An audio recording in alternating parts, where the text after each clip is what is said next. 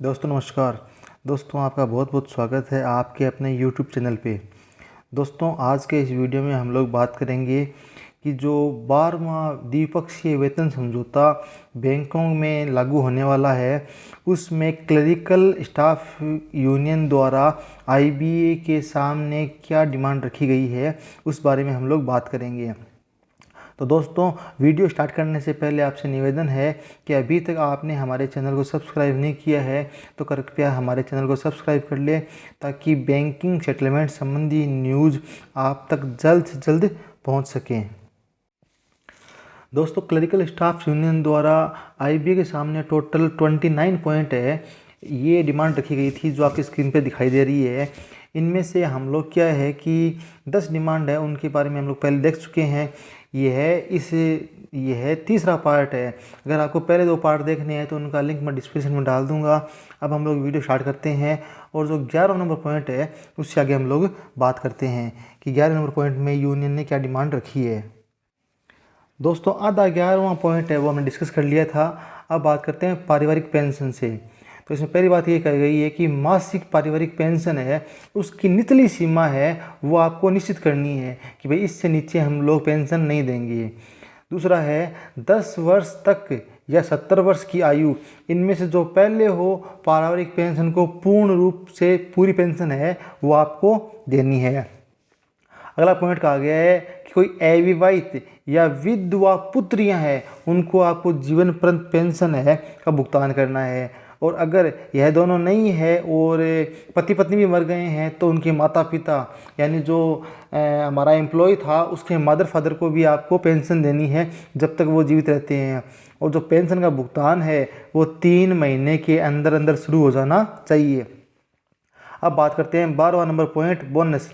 इसमें कहा गया है दोस्तों कि जो मौजूदा पात्रता सीमा है उसको हटाइए आप, और जो बोनस अधिनियम है उसमें संशोधन कीजिए, और सभी जितने भी कर्मचारी है सभी कर्मचारियों को आप बोनस का भुगतान करिए।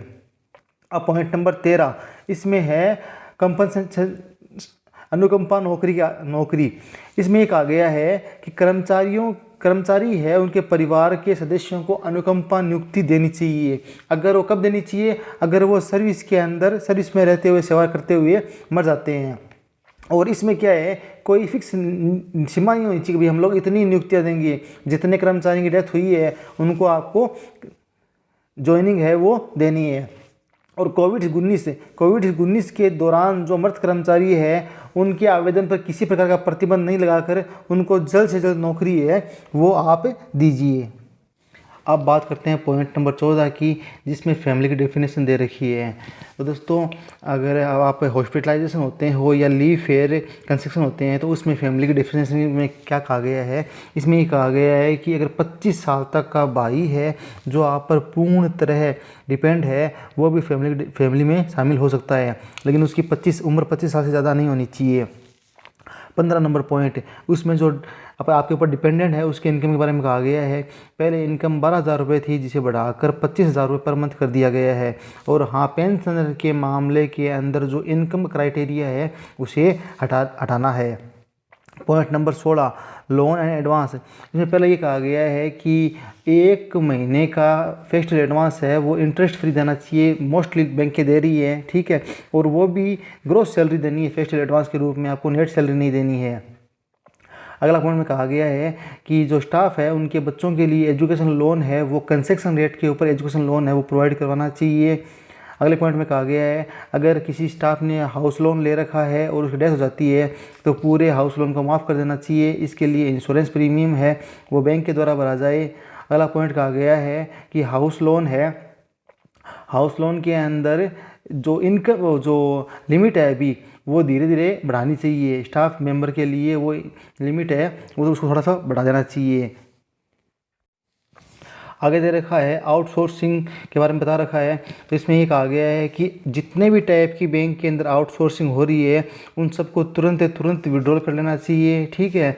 यह जो सेटलमेंट है उसके प्रोविजन के बिल्कुल खिलाफ है।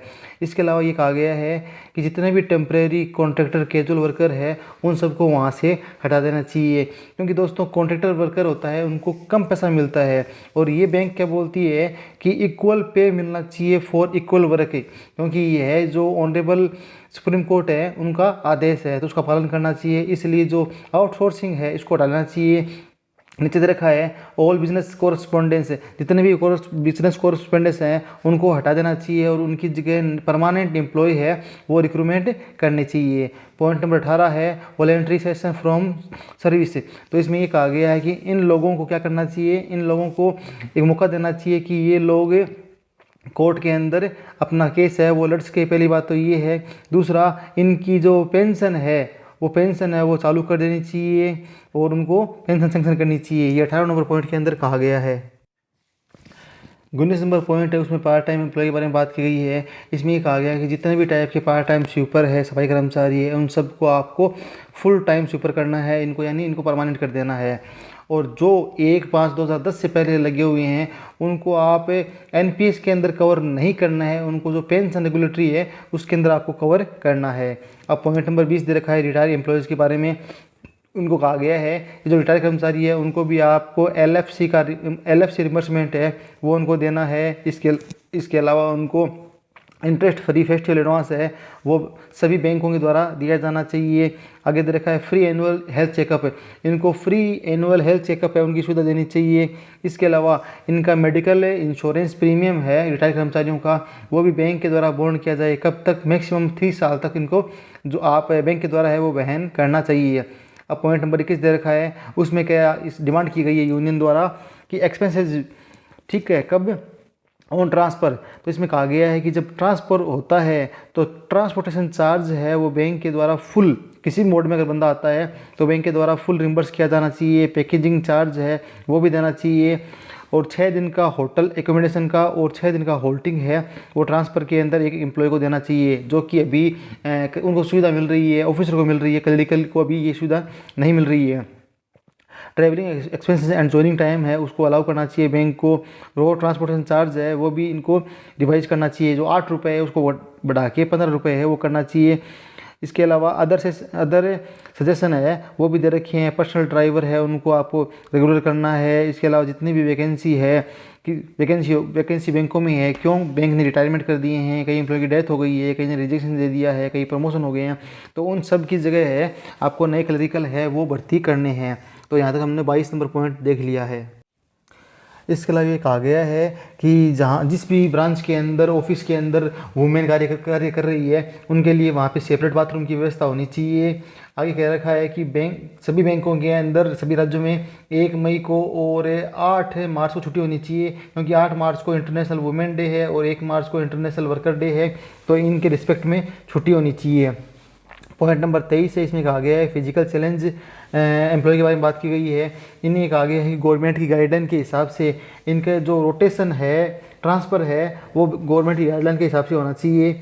इसके अलावा इनका जो कन्वेंशनल अलाउंस मिलता है उसके अंदर रिवाइज करना चाहिए, उसको बढ़ाना चाहिए।